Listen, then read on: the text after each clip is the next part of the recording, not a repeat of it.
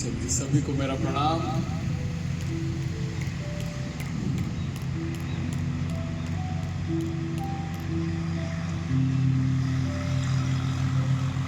एक मंदिर के बाहर कुछ अच्छी लाइनें लिखी हुई थी।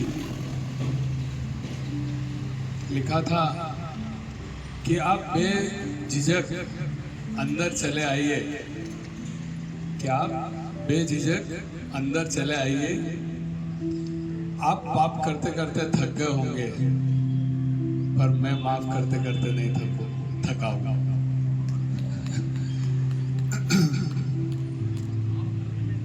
एक बहुत सुंदर कहानी। एक बार एक साधु अपना कमंडल लेके एक राजा के महल में प्रवेश करता है। सुबह सुबह की बात होती है। कमाल की बात रहती कि राजा उस समय बगीचे में ही टहल रहा होता है। साधु डायरेक्ट राजा के पास जाता है, प्रणाम करता है और राजा को बोलता है कि मेरा ये छोटा सा पात्र है, छोटा सा कमंडल है, इसे आप भर दें तो बड़ा उपकार होगा। राजा ने कहा इतनी सी बात, इतना सा कमंडल अभी भरवा देते, कौन सी बड़ी बात है। वो अपने वजीर को आदेश देते हैं कि जल्दी से कुछ थोड़ी सोने की अशर्फियां लाएं और इसमें डालें। इतने में साधु महात्मा बोलते हैं कि एक मिनट, भरने के पहले मेरी एक शर्त है, मेरा एक निवेदन है, इसको आप पहले सुन लीजिए। ये जो मेरा पात्र है, जो मेरा कमंडल है, इसको आज तक कोई भर नहीं पाया, और अगर आपने सोचा कि मैं इसको भर दूंगा तो मेरा भी सुन लीजिए आप कि जब तक आप इसको भर नहीं पाएंगे मैं यहाँ से जाऊंगा नहीं। क्या कैसी पागलों जैसी बात कर रहे हो। तो साधु बोलता है पागल हूँ तभी तो साधु हूँ। इतना सा छोटा सा पात्र अभी भरवा देंगे। ठीक है साहब, वजीर को बुलाते हैं। वजीर बहुत सारी सोने की अशर्फियां लाता है, उसमें डालता है। जैसे ही पात्र में डालता है तो सारी गायब हो जाती है, पात्र भराता ही नहीं। वो आदेश देते हैं कि और अपने खजाने में से हीरे जवाहरात वगैरह सब लेके आओ और डालो इस पात्र में। ठीक है, बहुत सारा हीरे जवाहरात वगैरह सब लेके आते हैं। जैसे ही पात्र में डालते हैं गायब हो जाते हैं। दोपहर हो जाती है इस काम में। राजा के खजाने से माल आता रहता है, पात्र में डलता रहता है, गायब होता जाता है, पात्र भराता नहीं। अब इधर राजा की इज्जत पे आ गई। राजा ने कहा कुछ भी हो यार, मैं हारूंगा नहीं। ईगो। वो गांव में पूरे अपने शहर में ऐलान करवा देते हैं कि जिसके पास जो भी हो वो लेके आए और इस पात्र को भरे, बस किसी भी तरह। राजा की इज्जत का सवाल है। ठीक है सर, सारे लोग अपनी अपनी जो सेविंग्स होती हैं, जो भी होती है, ले लेके आते हैं, डालते हैं। शाम हो जाती है, डालते जाते हैं लोग, पात्र से वो चीजें गायब होती जाती है, पात्र भराता नहीं।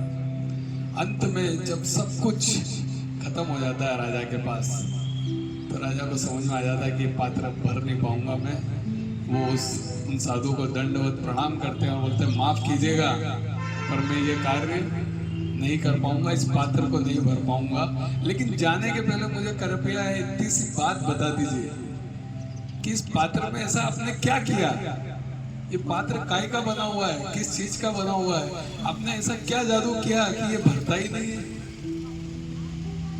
तो जो साधु महात्मा होते हैं वो बोलते हैं ये जो पात्र है ना, ये तुम्हारे हृदय, तुम्हारे मन से बना हुआ है। कितना ही धन, कितनी दौलत आ जाए, ये कभी भरता नहीं है। ठीक है, एक बहुत अच्छी शिक्षा, एक बहुत बड़ी शिक्षा साधु राजा को दे के गया। और इस कहानी, ये कहानी केवल वो साधु या उस राजा की नहीं है, ये कहानी आपकी और हमारी भी है कि हमें कितना ही धन, कितनी दौलत मिल जाए, लेकिन ये फिर भी और कितनी खुशियां मिल जाए, कितना सब कुछ क्यों नहीं मिल जाए, लेकिन फिर भी ये और की तलाश में रहता है। ये हमारा जो पात्र है हृदय और मन से बना हुआ, ये काई से भरेगा पता है आपको? ये भरता है प्रभु के सुमिरन से। जो व्यक्ति प्रभु का सुमिरन करता है या करेगा, ये पात्र उसी का ही भराता है।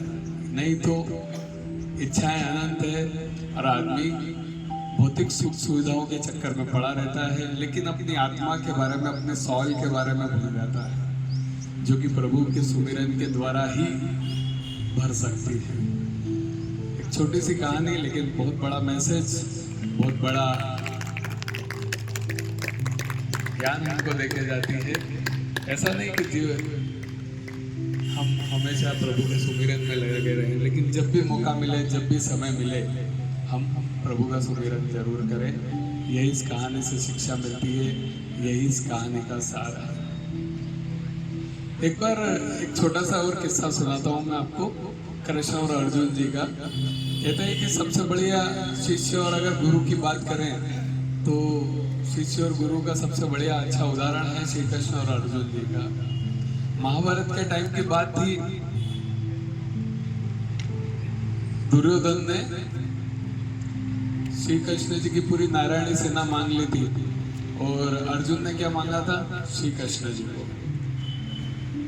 तो ये सब बात के बाद श्री कृष्ण जी अर्जुन की चुटकी लेते हुए बोलते हैं कि तेरी हार निश्चित है, कि तेरी हार निश्चित है, तू हर पल रहेगा उदास, क्योंकि माखन तो दुर्योधन ले गया और तेरे पास बची है केवल छाछ। तो इसको श्री कृष्ण जी जवाब देते हैं, अर्जुन जी जवाब देते हैं कि जीत तो निश्चित है मेरी, कि जीत तो निश्चित है मेरी, और ये दास कभी ना रहेगा उदास। माखन से मेरे को क्या लेना जब माखन चोर है मेरे पास। ठीक है, ऐसी छोटी छोटी बहुत सारी कहानियां हैं, बहुत सारे किस्से हैं। एक छोटा सा भजन हम करते हैं, भगवान का सुमिरन करते हैं, भगवान का नाम लेते हैं। आप सब भी मेरे साथ भगवान का नाम करेंगे, जाप लेंगे, जाप करेंगे, नाम लेंगे। ठीक है।